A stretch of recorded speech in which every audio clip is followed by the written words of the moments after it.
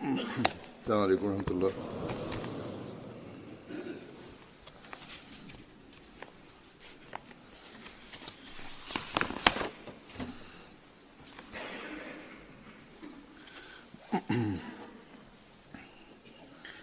أشهد أن لا إله إلا الله وحده لا شريك له وأشهد أن محمدا عبده ورسوله أما بعد فأعوذ بالله من الشيطان الرجيم بسم الله الرحمن الرحيم الحمد لله رب العالمين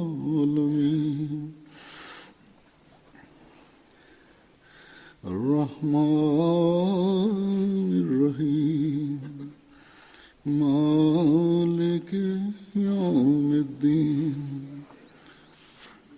إياك نعبد وإياك نستعين اهدنا الصراط المستقيم صراط الذين أنعمت عليهم غير المغضوب عليهم ولا الضالين.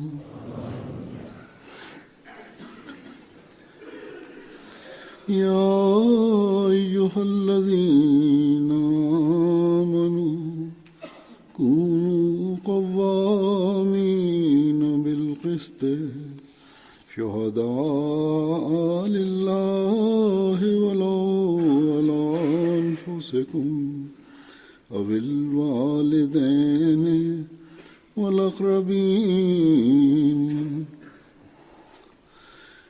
إن يكن غنيا أو فقيرا والله أعلى بهما ولا تتبعوا الهوى أن تعدلوا وإن تلووا أو تعرضوا فإن الله كان بما تعملون خبيرا.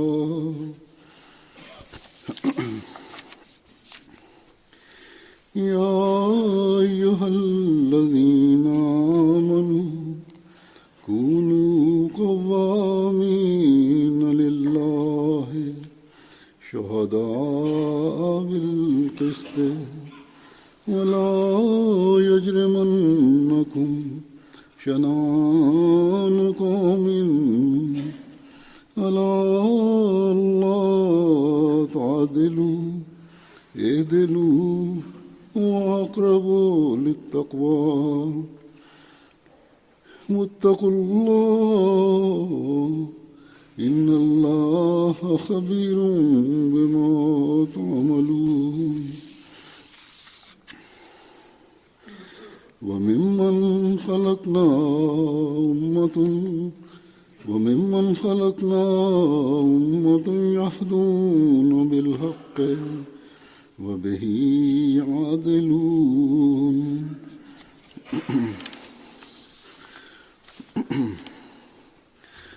अल्लाह ताला ने जिस तरह както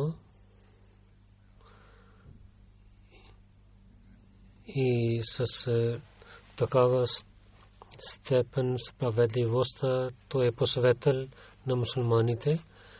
Няма такава нещо в другите религиозни книги, но с некъсмет ли е това на всякакви ниви. Много хора има в мусулманите, при лидерите и при ходжите, които не са справедливи. И така и в домовете си и с другите хора. в обикновените работи. Те не са такива справедливи, както Бог заповядва в Корана, от който се очакваме един вярващ да върши това.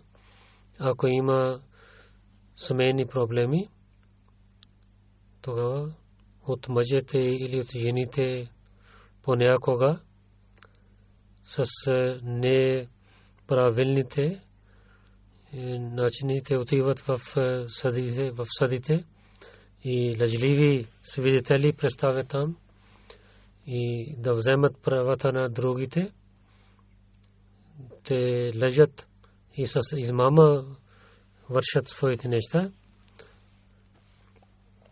Много хора има такива, които да вземат своето право или мислейки, че това има неговото право и да вземат правото на другото, те не говорят с истината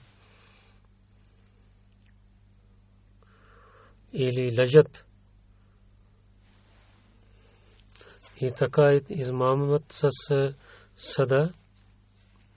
Понякога съдите те не могат да решават правилно. Заради тези хора, които лъжат. И системата има раздор в системата, но с това не е справедливостта в обществото, има повече грехове. И на нивото на народа лидерите не вършат, не стават справедливи нито с народа си. Те са справедливи и нито отношенията между държавите те са справедливи. Ходите, те използват религията за своите цели и претендират мусулманите така, че ние сме най-хубавия народ и ислям решава всичките проблеми на света. Наистина, мусулмани са най-хубавия народ, но ако те ще вървят по заповедите на Бога и ще подчиняват учението на Корана, наистина ислям и представи решението на всичките проблеми на света, но с условието, че чрез учението на исляма да има справедливост. Тези стихове, които аз рецитирах, те са от сурата Ниса, главата Ниса, Майда и Ал-Араф. Първият стих, който е от Ниса, Бог казва: о хора, които вярвате, бъдейки свидетели за Бога, винаги да бъдете справедливи, иначе това свидетелство да бъде срещу себе си или срещу родителите или роднините. Ако някой е богат или беден, Бог наблюдава на всичките. Да не вървете по своите злите желания, или ако вие не говорите истината, тогава знаете, че Бог знае всичко, което ви вършите. Това е заповед за справедливостта да има в света, в семейните проблеми и в обществените проблеми, че каквото ще стане положение или състояние, със справедливо винаги да стане там, винаги да има справедливостта. Заради вярващите заради Бога и чрез заповедите на Бога, един вярващ, той да свидетелства.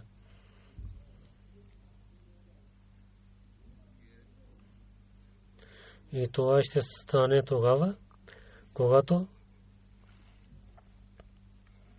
когато ще има съвършена вяра в Бога и вяра да стане най-хубава и силна. И човек да стане твърд за това, че каквото ще стане срещу мен, аз ще бъда свързан с справедливостта. И тази сила тогава ще има, когато човек срещу себе си, или ще знаем, че колко е твърд той, когато човек ще свидетелства срещу себе си, срещу жена си и децата си, срещу да бъде готов срещу родителите да свидетелства и до роднините, срещу роднините да бъде готов да свидетелства. Той каза, че когато човек желае неправилните неща, тогава той отива далеч от справедливостта. Много проблеми за обществото има за това, че няма справедливостта както трябва или както Бог иска. И представя своите неща неправилно и лъжейки. И със съжаление може да казвам, че понякога от нас някои хора, заради действието на обществото, въпреки бъдейки в бейта на обещания Масия алейхи салам, те говорят такива неща или свидетелстват, които не е истината.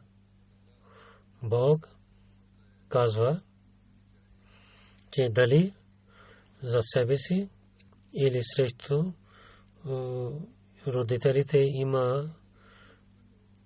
няма полза там, тогава пак трябва да говорите истината. Или има това положение, че да скриете истината и отклонихте от това и отклонихте да свидетелствате с истината. Ние гледаме тези неща в ежедневния живот. Например, където има кавга мъж и жена, в каза, немазския сад има много такива проблеми, където хора не говорят истината за парите, за вземане и даване. Там скрият истината. Някои хора, които знаят религията и те служат за религията, но те вършат такива неща, че човек се очудва, че такива хора могат да вършат такива неща, които имат много знания за религия и те са добри хора. Бог казва, че срещу себе си, срещу родителите си, срещу своите роднини, да не изоставяте истината, винаги да говорите истината. Тези хора само за приятелство или за своите ползи те скриват истината. Не говорят правилно или не дават, не свидетелстват с истина. И те приготвят себе си за тези неща. Че как ще пазят, ако имат, как ще претендират там. Но трябва винаги да помнете, че Бог казва, каквото ви вършете, Бог знае най-хубаво от тези неща. Не може да никой да измамва на Бога. Ползите тези светски неща, Бог казва, вие може да получавате, но ако няма да имате наказание тук, тогава в другия живот ще има наказание. Вашите всичките дела Бог знае. Всичките вашите дела Бог ще представи пред вас, в който ще има тези всички неща.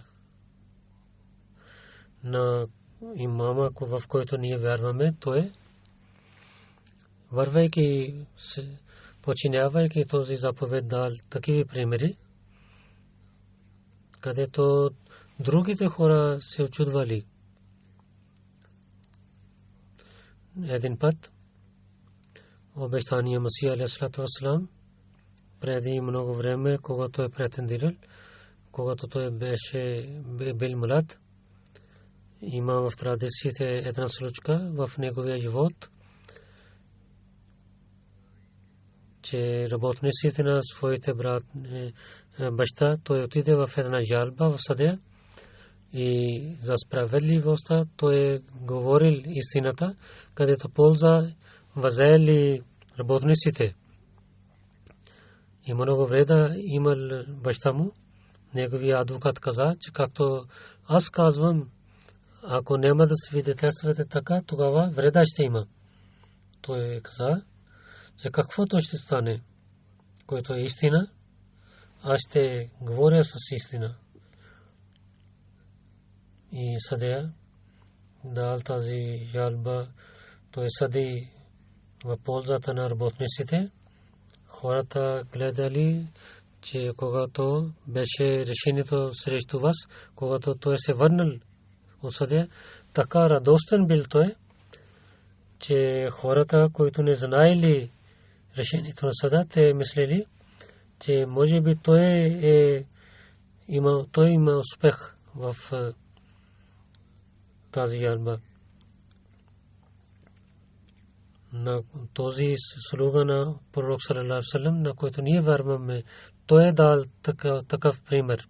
И представяйки този пример, ние на нашите свидетелства трябва да гледаме дълбоко.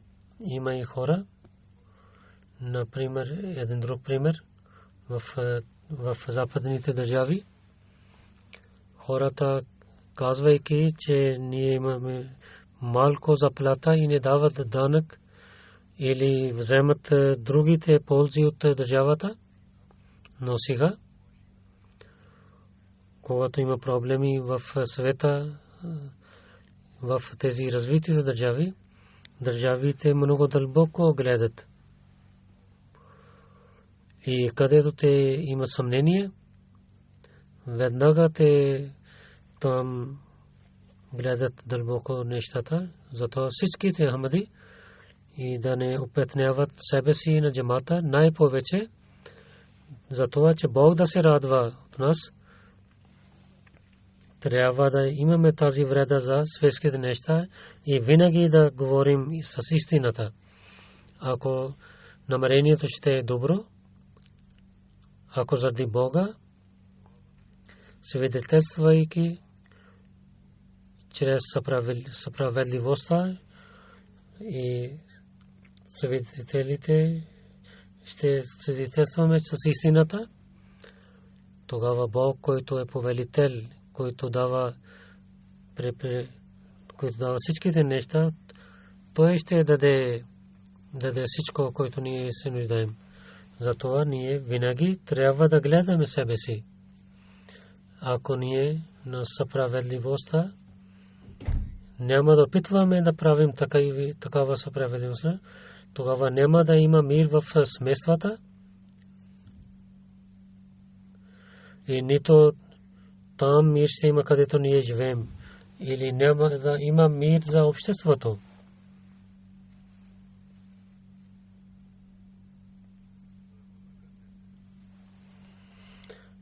Не починявайки тези заповеди, тогава ще има къвги помежду членовете на джамата. Се чудвам, че някои хора толкова отиват далече, където лъжат и вършат несправедливо. Някои родители на момичета, че ако свърши сватба на нашето момиче и това свекър и свекърва, където ние говорим за новата сватба, те опетняват нашето момиче. И така и момчета дойдоха, че там опетняват на него родителите на момиче, те срещу него свидетелстват и той не може да се ожени отново. Или опитват да няма успех за него. То е много страшно нещо има. така ще изчезне мир в обществото. И така няма да изпълнявате своя договор, така ще отидете далече от заповедите на Бога. Бог е благословил на нас, че дали възможността, че ние вярваме в имама на епоха. Той е направил на нас събратия и ние заради своите лични ползи или заради своите имайки алчност и измама в своите сърца и ние даваме вреда на другите. И толкова отиваме далече за това, че страха на Бога излиза от сърцата. Ако някой мисли, че стана решението срещу него, когато всичко е станало, има решение, тогава отдалечавайте на онзи човек, който не е вършил правилно. Бог, който знае всичките неща, да изоставяте нещата за него. И доброто за един вярващ е това, че той да уповава в Бога.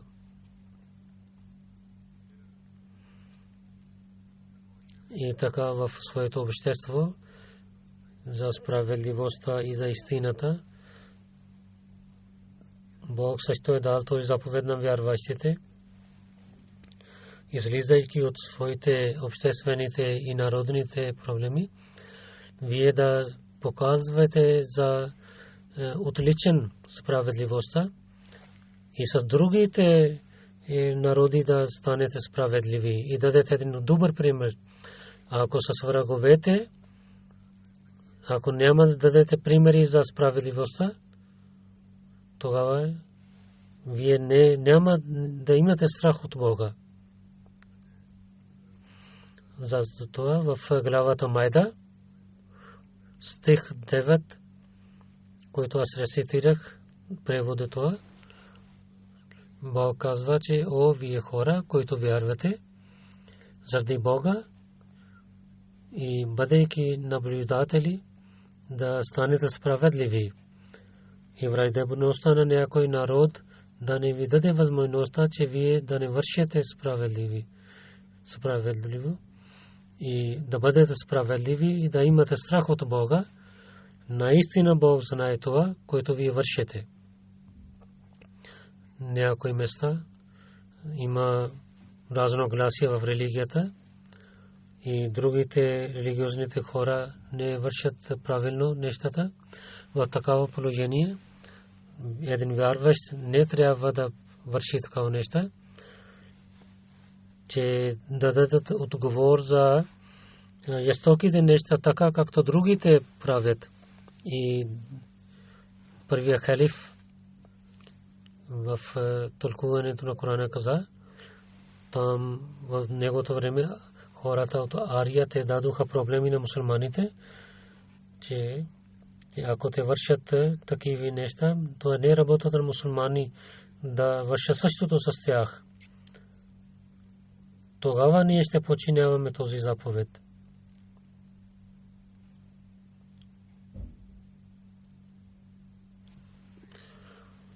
Това не е работата на вярващ, че неговата работа е, че винаги да бъде стане справедлив и да има страх от Бога и да уповава в Бога, който знае всичките неща.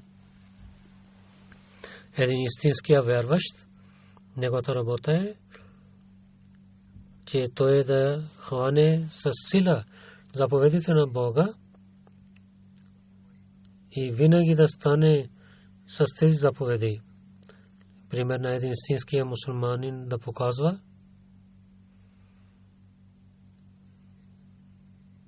това е задължително за всеки вярващ, че неговите всичките дела и работи да станат само заради Бога. Това е знак за един истинския мусулманин, за един вярващ. Справедливостта да свидетелства за справедливостта, то означава, че така да подчинявате учението на исляма, че вашите дела или пример за хората и за другите религии и за обществото стане един пример. За другите народи това да стане един пример. В нашето време за мусулманите те не са справедливи и хора много говорят в западните държави, че онези хора, които са своите братия не са справедливи, те как ще станат справедливи с другите? Това е много голям проблем. И мусулманите опетняват заради своите дела на исляма. Властите те не дават правата на хората, на народа, и хората воюват с властта. И много жестоки неща вършат с обществата и ги унищожават.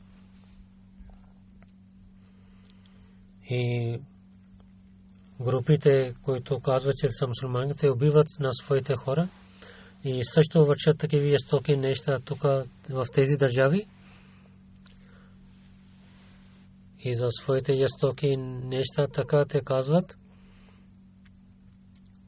че хората убиват на нашите хора, за Тора ние също имаме право да убиваме на тях. Но мусулманите на мусулманите убиват мусулманите, но на другите те също правят.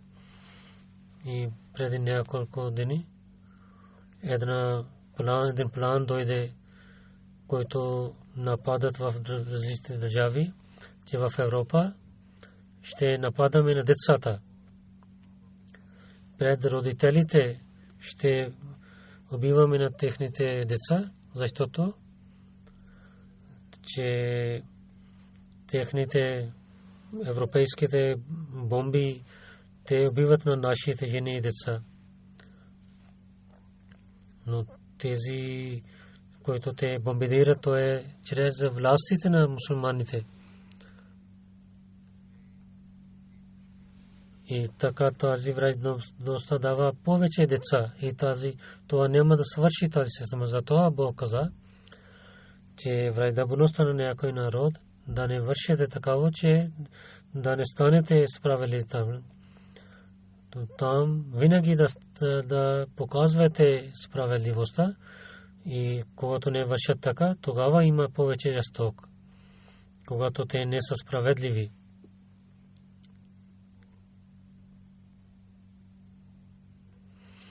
И не мусулманите, които са срещу нас, те казват, че примерите на мусулманите са срещу учението на исляма. Трябваше това, че мусулманите да показват своите примери, да представят красивото учение на исляма през света, да проповядват на исляма, но тук има всичко срещу това. Обратно има за това и с жестоките неща. Не гледаме нищо друго в мусулмански държави. Свидетелстване за помощта на исляма или за Бога има, и показвайки красота на учението на исляма, могат да вършат това нещо. Колко е красив заповед на Корана, че враждебността на някой народ да не прави така, че вие да не вършите справедливо там. Този заповед няма в друга религиозна книга. За справедливостта няма да има разлика.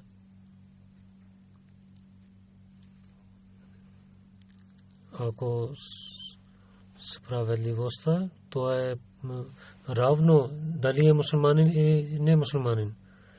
Също с враговете трябва да станем справедливи. То колко красиво учение това. Но със съжаление, че въпреки че има това учение, делята на мусулманите в немусулманския свят те опетняват името на исляма. Обикновените ходжи и власти и знаещи всичките вършат такива неща. И техните дела дават на наш заведение, че със своите примери ние да показваме на света, че ислям дава учението на справедливостта само и мира в съвета и ще стане само чрез това учение. Пророк саллалаху алейхи ва саллям с много дълбоко за това той е казал, посветил на последователите. Ще ви дам няколко примери. Един път пророк саллалаху алейхи ва саллям изпратил няколко последователи да знаят за враговете и положението на мусулманите беше много трудно. Всяко време и нападенията на враговете и вреда от враговете беше там. И в такава състояние, когато тези последователи отидоха, те се срещнаха с няколко хора от враговете. Тези мусулманите мислили, че те гледаха на нас. Ако ще ги оставим живи, тогава те ще дадат тази новина на мекаисите. Те ще нападат на нас и ще убиват на нас. Мислейки това, последователите, те нападайки на тези неверници, от тях един или двама убиха. Когато тези последователи пак се върнаха в Медина и там също дойдоха от Мека, че така вашите хора убиваха на нашите двама човека и това в района на Харам те убиваха. Тогава пророк саллалаху алейхи ва саллям, слушайки, не каза, че вие също вършите жестоки неща. Сега с вас стана така, защо дигате шум? Но веднага каквото той е вършил и дал им отговор, това беше, че не правилно стана с вас, не справедливо вършиха с вас. Може би, бъдейки в Харам, и неверниците не защитаваха себе си, затова пророк саллалаху алейхи ва саллям каза, като закони на арабите, ще ви дадем пари за двама човека, които бяха убити. И той дал тези неща. И също той се беше ядосен с последователи. Защо вие вършихте така? И така има една случка в една битка. Последователи убили една жена, когато той е знаел. Тогава той се ядосвал от последователи. В традицията пише и на неговото лице толкова той е бил ядосен, че преди това хората не гледаха на него така. Последователи казали, че неправилно ти е била убита, но въпреки това той имал много болка, че няма справедливостта там. За справедливостта да има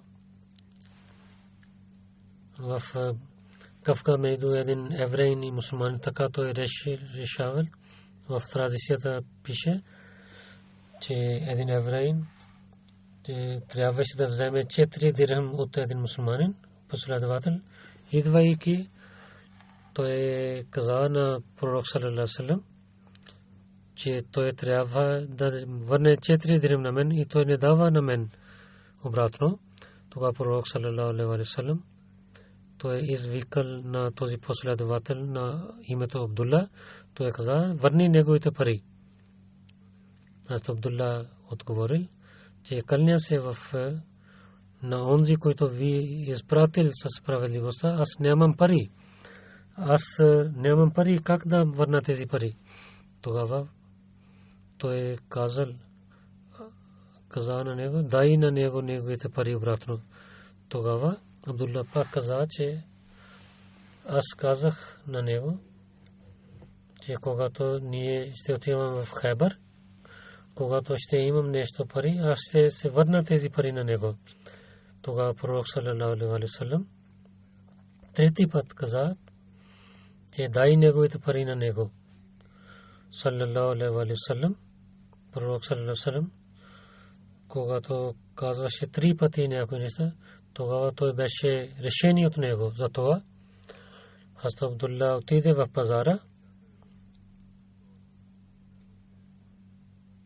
Той имал един чаршаф и имаше на главата някаква дреха.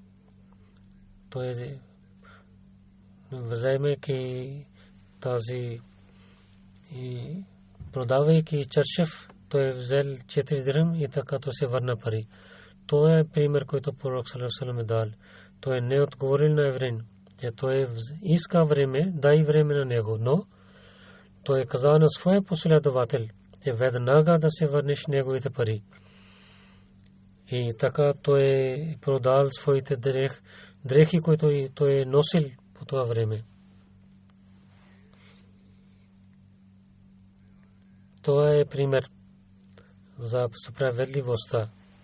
И тези примери ние ако ще имаме на всякакво ниво, тогава в тази епоха на слуга на пророк саллалаху алейхи ва саллям, тогава ще станем в неговите истинските вярващи. И този цел, за който обещания Масия алейхи салату ва салам е дошъл, ще изпълняваме.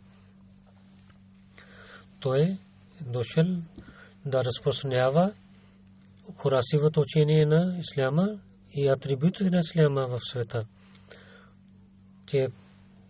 Че всичките хора да събират под знамето на пророк саллалаху алейхи ва саллям.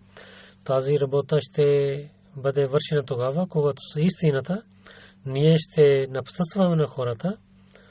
Там също с истината, със своето това учение да разпространяваме справедливостта. Затова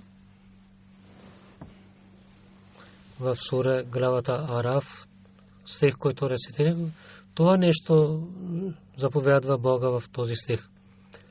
Превода това, на който ние създадохме, има и такива хора, които с истината напътстваха хората и чрез това те бяха справедливи. Онези, които напътстват, са онези, които винаги, говорейки с справедливостта, тогава напътстват. И днес ще има успех за онези хора, които с истината напътстват и са справедливи. Когато човек няма напътства за себе си, тогава той как ще напътства на другите? Докато човек сами себе си не е справедлив, тогава на другите, как той ще бъде справедлив с другите?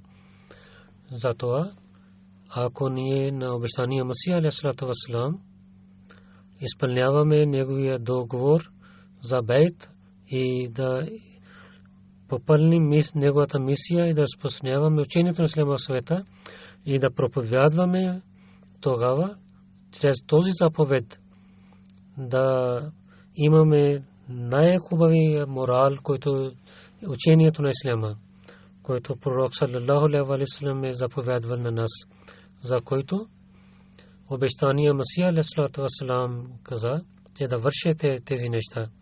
Ако нашите свидетелства не са истински, ако нашите отношения в семействата с обществото не са чрез заповедите на пророк саллалаху алейхи ва саллям, ако нашите сърца не са чисти за своите врагове, тогава нашия проповед няма да стане напътствие за другите.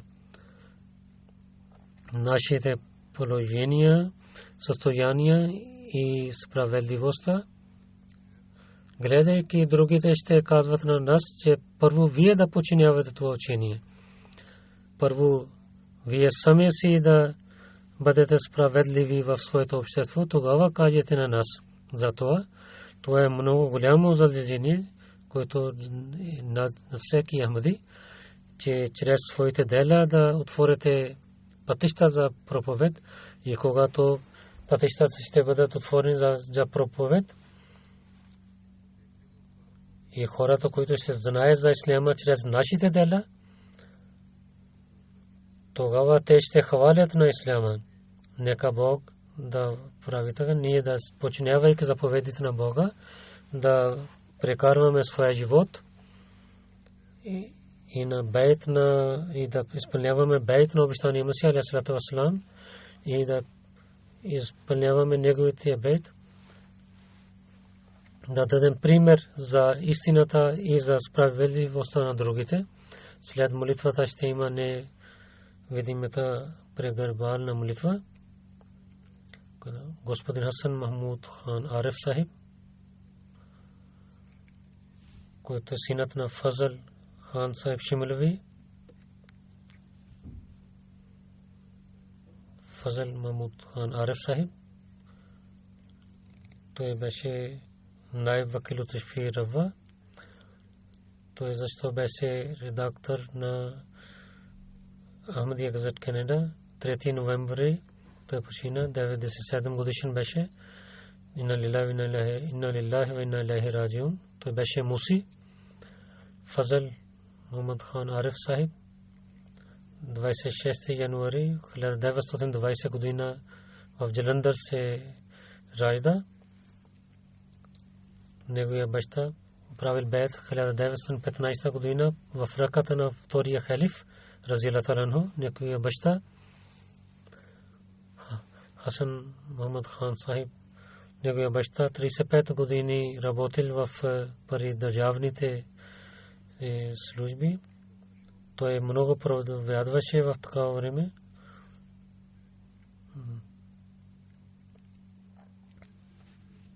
Чрез него двама англичани станаха мусулмани и много хора станаха ахмади чрез него.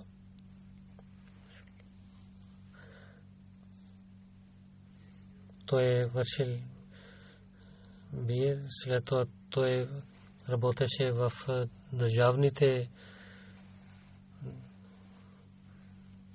След това той на Муслим Мауд Раза, той завършил МЕ. Когато за Муслим Мауд Раза отиде в Дели, тогава Фазл Махмуд хан Ариф Сахиб, той решил, че ще даде своя живот на религията. Той работеше там в Индия, в един отдел. Когато той каза тези неща своя баща, той много се радвал и също посъветвал на него, че ти дава своя живот на религията, да не мислиш, че ще има много достоинства за теб. Ако в истинския начин искаш да дадеш своя живот, тогава трябва да знаеш, че това ще бъде легло за проблемите и няма да станеш като Саре. Ще бъдеш един обикновен човек. И сега, който парите имаш, тогава ще получиш много малко пари и ще прекарваш своя живот за така.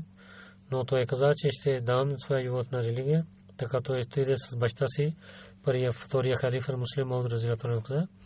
Муслим Мауд разияллаху анху първо върши бие.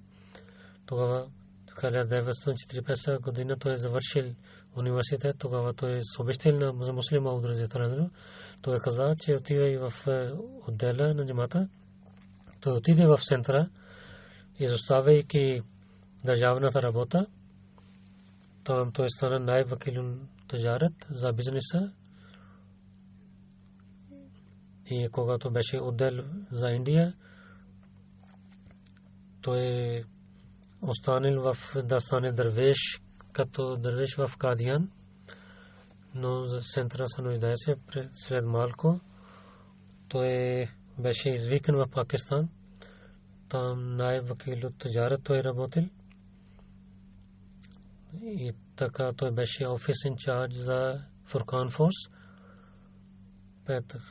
51 година той отиде в вакалат Табшир. 53 година, когато имаше много проблеми в Панджаб, полицията нападна на офисите на Терекедит. Те също арестуваха на Хасан Мухаммад хан Ариф Сахиб, защото рапортите, които идваха от съвета, той пишеше писмата на всеки месец. Когато имаше маршала, тогава той беше освободен от така той стана Сира Рахимола, беше затворник заради Бога. Нафтармал кмети инчарж, пак като иде в наиб вакил табшир. 30 години той работил като наиб вакил табшир. В другите офиси също той работеше за малко време. Вакилу диван, вакилу талим, вакилу зарат, вакилу мал, афсар аманат. И така 1980 той остави работата. Той е преселен в Канада. Така той стана редактор за Ахмадия газет Канада.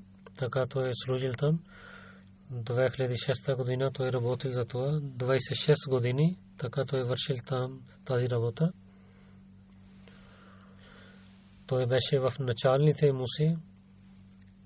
5447 номер беше неговия.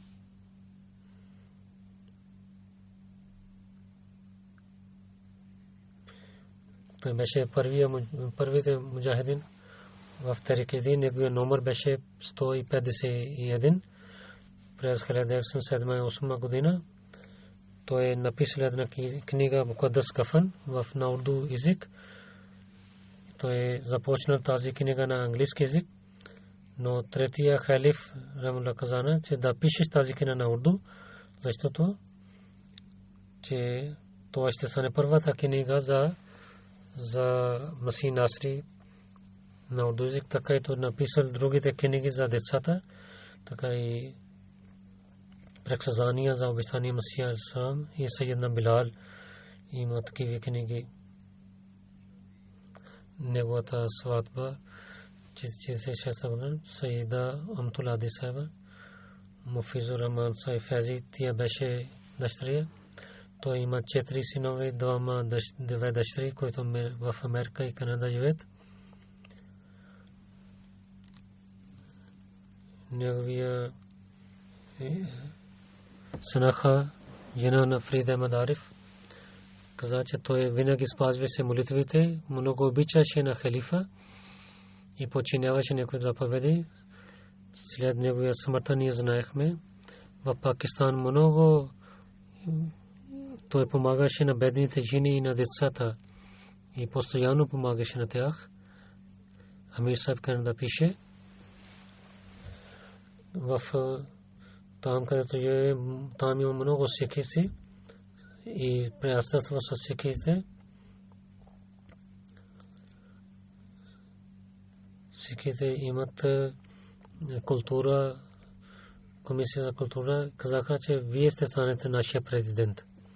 Той не може да караше кола, но въпреки това той отиваше за петъчната молитва от далечно време, далечно место и с автобусите той пътуваше. 2 автобуси. Него напише, че идвайки в Канада, той е направил Ахмадия газет такава хубава списание.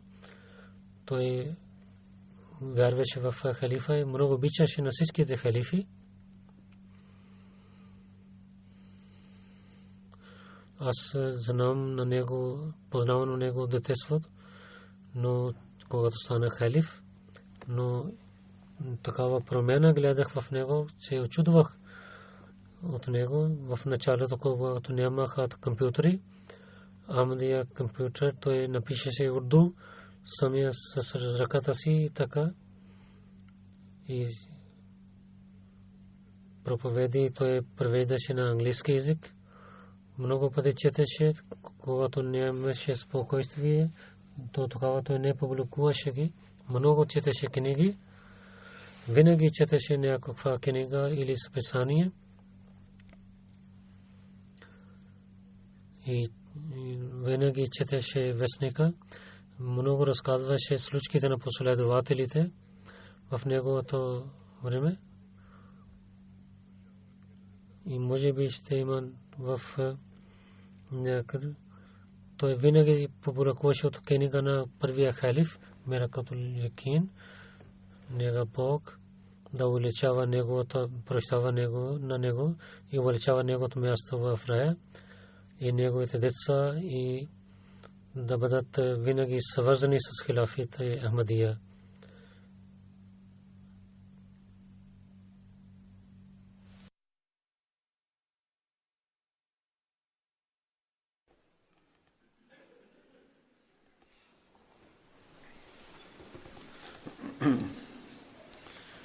الحمد لله نحمده ونستعينه ونستغفره ونؤمن به ونتوكل عليه ونعوذ بالله من شرور أنفسنا ومن سيئات أعمالنا من يهده الله فلا مضل له ومن يضلل فلا هادي له ونشهد أن لا إله إلا الله ونشهد أن محمدا عبده ورسوله عباد الله رحمكم الله إن الله يأمر بالعدل والإحسان وإيتاء ذي القربى وينهى عن الفحشاء والمنكر والبغي يعظكم لعلكم تذكرون اذكروا الله يذكركم وادعوه يستجب لكم ولذكر الله أكبر